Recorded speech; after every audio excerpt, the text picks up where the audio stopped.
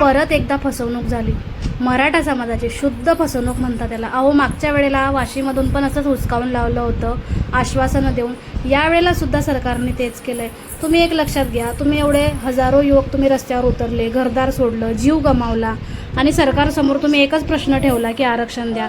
सरकारने जनतेला शांत करण्यासाठी GR काढला आहे. लोकांना वाटलं आता न्याय मिळणार. अरे पण तुमची खरी कसोटी आहे ना कोर्टाची आहे आता. कारण कोर्टात जेव्हा हा GR जाईल ना तेव्हा हजारो शंका निर्माण होतील. लक्षात घ्या, कायद्याच्या नजरेत आरक्षण टिकणार आहे का?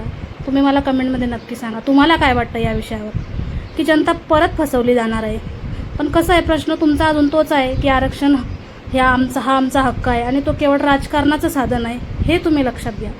इतकी वर्ष संघर्ष करून सुद्धा जर शेवटी फक्त आश्वासन आणि GR मिळणार असतील तर आंदोलनाचं काय झालं तुमच्या? जनतेला फक्त कागद नको आहेत, तुम्ही ते कागदावर घेतलं. खरा न्याय तर आता तुम्हाला हवा आहे आणि हा न्याय मिळेपर्यंत तुम्ही आंदोलन थांबवायला नको होतं. तुम्हाला व्हिडिओ कसा वाटला याबद्दल तुम्हाला काय वाटतं मला कमेंटमध्ये नक्की सांगा.